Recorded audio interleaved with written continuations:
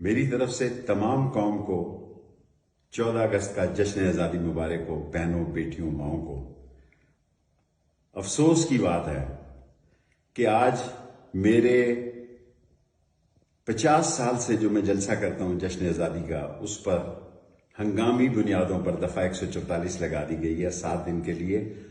ہمارا سٹیج، ہمارے loud speaker, ہمارے بجلی، ہماری آتش بازی، سارا سامان جو ہے اس کو پولیس نے قبضے میں لے لیا۔ رات انہوں نے میری بہنوں، میرے بھتیجوں، میرے بھائیوں کے گھر میں ریڈ نہیں کیا، ڈکیتی کی، اور وہاں سے تمام قیمتی سامان اٹھا کے اسی طرح لے گئے جس طرح میرے گھر سے اسلام آباد سے 2 دفعہ لے کر گئے ہیں۔ ہمارا جرم کیا ہے؟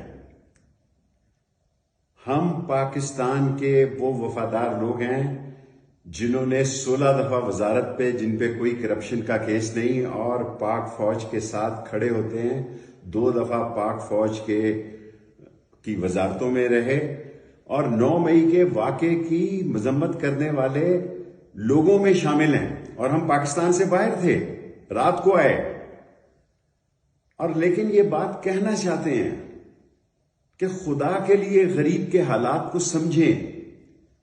میں انوار اللہ کاکڑ صاحب کو بھی فون کرنے لگا تھا کہ ہمارے ساتھ بڑی زیادتی ہو رہی ہے، لیکن کیونکہ ہمارے جو اہل تشیع حضرات ہیں ان کے ساتھ امام زین العابدین کے دن کی احترام اور حرمت کے لیے ہم نے فیصلہ کیا کہ 11:10 پر ہم نے یہ فنکشن ختم کر دینا ہے۔ آپ سوچیں کہ اس ملک میں 160 سے 180 روپے انہوں نے آٹا کیا، انہوں نے بجلی 50 سے 60 روپے فی یونٹ کی۔ اس ملک میں لسانی، اقتصادی، سماجی، معاشی بحران پیدا کیا، غریب مر گیا، گلی محلے میں لوٹ مار شامل ہے، اور آج ملک الیکشن کی طرف جا رہا ہے، اور ریاست عوام کا نام ہے، ریاست کسی اور چیز کا نام نہیں۔ عوام مضبوط ہیں، خوشحال ہیں، ساتھ ہیں، تو پاکستان مضبوط اور خوشحال ہے۔ اگر عوام خفا ہیں تو ملک کے مسائل ہیں، اور وہ لوگ جو پاکستان میں طرح طرح کی باتیں کرتے ہیں۔ جب میں کہتا تھا نون سے شین نکلے گی تو آپ میرا مذاق اڑاتے تھے۔ میں کہتا تھا جتنے نام اخباروں میں آ رہے ہیں، ٹی وی پہ آ رہے ہیں، ان میں سے کوئی نام نگران وزیر اعظم کا نہیں آئے گا، آپ لوگ میرا مذاق اڑا رہے تھے۔ اور میں آج بھی یہ بات کہنا چاہتا ہوں، میں نسلی ہوں، اصلی ہوں، صرف دوستی نبھا رہا ہوں۔ میری ایک سیٹ جو ہے صرف جمالی صاحب کے کام آئی، وہ میرے ایک ووٹ سے ولسن کی طرح وزیر اعظم بنے۔ میں ایک ووٹ کی قلم دوات کی سیاست پر اپنی پارٹی میں سیاست کرتا ہوں، لیکن جن لوگوں سے آپ کو کسی نے غلط مشورہ دیا، پریس کانفرنس کروائی، ان کو اس قابل ہی نہیں چھوڑا کہ وہ عوام کے جانے کی پوزیشن میں ہو۔ مرد وہی ہوتا ہے جو حالات کا مقابلہ کرتا ہے، چٹان کی طرح ڈٹ جاتا ہے، نسلی اور اصلی ہوتا ہے، اور سچ بات منہ پہ کہتا ہے۔ سچ بات یہی ہے کہ اس ملک میں 16 مہینوں میں جو ظلم و ستم، لوٹ مار، اور جو کرپشن اور ممبروں کی خرید و فروخت ہوئی، آپ اندازہ کریں کہ پاکستان کے وزیر اعظم کے نام کی پریس کانفرنس راجہ ریاض صاحب نے کی ہے، جو موجود تھے سندھ ہاؤس میں، جہاں ممبروں کی خرید و فروخت کی منڈی لگی گئی۔ اب وہ وقت ہے، میں کہتا تھا کہ نون سے شین نکلے گی، آپ میرا مذاق اڑاتے تھے۔ آج ان کے حالات دیکھیں، ان کا حال پوچھیں، ان کی پوزیشن عوام میں جانے کے قابل نہیں ہے، یہ اس قابل نہیں ہے کہ یہ عوام میں جا سکے۔ اور ملک کے مسائل اتنے گمبھیر ہیں،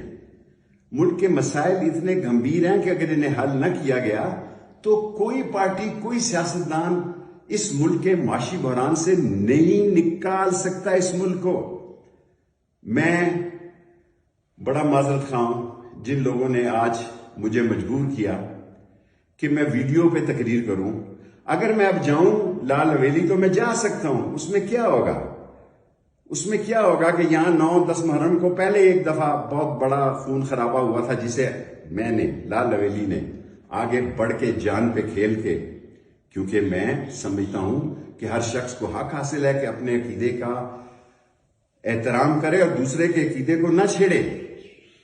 میں آپ سے بہت ساری باتیں کرنا چاہتا تھا، لیکن میرا سارا نظام اٹھا کر لے گئے یہ لوگ، میری ساری چیزیں اٹھا کے لے گئے. یہ مجھ سے لال ولی چھیننا چاہتے ہیں. میں اکیلا آدمی ہوں اس پاکستان میں. اگر میری کسی سے غلطی ہو گئی ہو، غیبت ہو گئی ہو، تو مجھے معاف کر دیا جائے. میں اکیلا انسان پاکستان میں اللہ اور اس کے نبی کا جھنڈا بلند کرنے والا آدمی ہوں. میں نے ایوب خان کی جیل دیکھی، اس میں کوئی ظلم و ستم نہیں تھا. پورے 7 بجے ناشتہ ملتا تھا، حالانکہ قلعہ تھا وہ. یحییٰ خان میں میرا کورٹ مارشل ہوا، ہری پور جیل میں میں سکول ٹیچر تھا. ختم نبوت میں 2 دفعہ قید ہوا، 1 سال. ہر جگہ انسانی سلوک کیے گئے. اور یہی نہیں، کلاشنکوف کیس میں مجھے 7 سال سزا دی گئی جو میں نے بھاولپور میں کاٹی. لیکن تمام اصولوں کو مد نظر رکھا گیا. آج آئین کو پامال کر دیا گیا. یہ کہہ رہے تھے کہ نواز شریف آ رہا ہے. میں ان کو کہتا تھا وہ نہیں آئے گا، یہ لوگ نواز شریف کو دھوکہ دے رہے ہیں. سپریم کورٹ کا فیصلہ آ گیا، ستمبر ستمبر ہوگا، بہت سارے فیصلے آئیں گے. اور اگر آپ نے ریلیف بھی لینی ہو تو اس مہینے میں ہی آپ لے سکتے ہیں، جو کہ آپ کو ملنی نہیں ہے. آپ اس ملک میں جو آپ نے 13 پارٹیوں کا ایک جمعہ بازار لگایا تھا، ایک جگتو فرنٹ بنایا تھا، اس کا ستیہ ناش ہو گیا. ایمل کاسی نے کیا بیان دیا ہے، مینگر صاحب نے کیا بیان دیا ہے.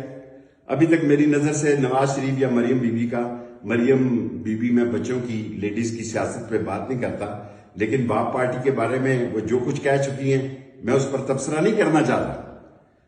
لیکن پاکستان ہماری زندگی اور موت ہے. پاکستان ہماری آخری ریڈ لائن ہے. پاکستان کے لیے ہم نے جینا ہے اور مرنا ہے، اور اللہ اور اس کے نبی کا جھنڈا بلند کرنا ہے. لیکن یہ جو دبئی میں میٹنگیں کر رہے تھے، یہ جو سعودی عرب میں میٹنگیں کر رہے تھے، سارے پاکستان کے صحافیوں کو میرے ان سے بہت اچھے تعلق ہیں. 4 دفعہ میں انفارمیشن منسٹر رہا، 16 دفعہ میں 4 دفعہ انفارمیشن یا 3 دفعہ رہا. جتنے نام انہوں نے دیے بطور نگران وزیر اعظم، کوئی ایک صحافی بتایا جو یہ کہے کہ میرا نام درست نکلا. عوام کا فیصلہ جو ہے، عوام کو فیصلے کا حق دیا جائے. ریاست عوام ہے، عوام خوشحال ہوں گے تو پاکستان خوشحال ہوگا، معاشی، سیاسی، اقتصادی ترقی ہوگی. ورنہ آپ اس بحران اور بھونچال میں پھنس جائیں گے کہ پاکستان اور پاکستان کے 24 کروڑ لوگ، اور میں الیکشن کمیشن کو بھی کہنا چاہتا ہوں، اور میں جناب انوار الحق کاکڑ صاحب سے بھی کہنا چاہتا ہوں، آسانی سے 90 دن میں الیکشن ہو جاتے ہیں.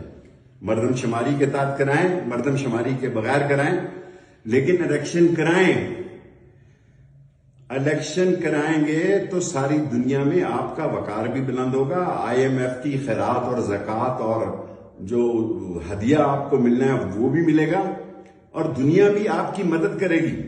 یہ کہا جا رہا ہے کہ ہمارے دوست، ہم جغرافیہ میں اتنی اہم جگہ پہ ہیں کہ چین ہمارا عظیم دوست ہے، سعودی عرب ہمارا بھائی ہے، UAE ہے. ہم ان کی دوستی کو کبھی بھی دھوکہ نہیں دے سکتے. ہم اپنے آپ کو دھوکہ دے رہے ہیں کہ اپنی معیشت کو اپنے پاؤں پہ کھڑا نہیں کر رہے. میں تقریر بہت لمبی کرنا چاہتا تھا، لیکن کیونکہ میرا اہل تشیع سے معاہدہ ہوا ہے کہ ان کے جلوس سے پہلے میں اپنی بات چیت ختم کر دوں گا. اب میں ٹویٹر پر، پہلے میں نے یہ سوشل میڈیا استعمال نہیں کیا. سارے پاکستانیوں کو کہتا ہوں کہ میرے ٹویٹر پر اگر آپ کے پاس وقت ہو تو آئیں. میں ٹویٹر کے ذریعے سیاست کرنا چاہتا ہوں. میں لڑائی جھگڑے کا قائل نہیں، اور میں ایک اہم اعلان کرنا چاہتا ہوں. وہ اہم اعلان یہ ہے کہ میں اسی تقریر کو فائنل کرتے ہوئے آج کے پروگرام کو امن و امان کے لیے، اسلام کی سربلندی کے لیے، پاکستان کے استحکام کے لیے اور قانون کے احترام کے لیے، میں نہیں چاہتا کہ میرے ورکر دفعہ 144 میں پکڑے جائیں. ابھی تک ایک کیس سے ضمانت ہوتی ہے، باہر جیل پہ آتا ہے تو دوسری FIR غریب آدمی کے خلاف کھڑی ہوتی ہے. اور ڈیوڑیوں میں MPAO کی جو سیفٹی ایکٹ کے تحت ڈیوڑیوں کے اندر ہی آرڈر پڑے ہوئے ہیں. عدلیہ کا مذاق اڑا دیا گیا ہے. میری گاڑیاں، میری گھڑی، میرے کیمرے، میرے پیسے سب جو اشفاق وڑائچ اور اشتیاق فیض صاحب جو ہے وہ ایک دن ان کو دینے ہوں گے، قانون کے تحت دینے ہوں گے۔ میں پاکستانیوں،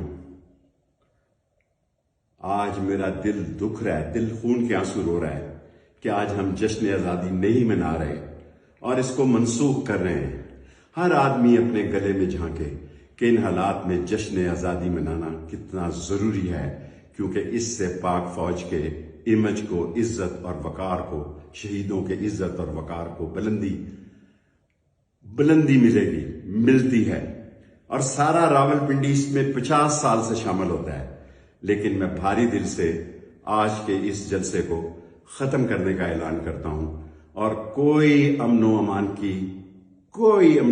کی خلاف ورزی نہ ہو۔ آپ لوگ سب اپنے گھروں میں جائیں، اگر زندگی رہی تو اگلا سال اس سے بھی زیادہ جوش، ولولہ، تنتنا، دبدبا، ہمہ، عزت اور وقار اور جذبہ شہادت سے منائیں گے۔ اگر ہم زندے رہے تو پاکستان کا جھنڈا انشاءاللہ بلند کریں گے۔ اسلام زندہ باد، پاکستان زندہ باد، پاکستان کے عوام زندہ باد۔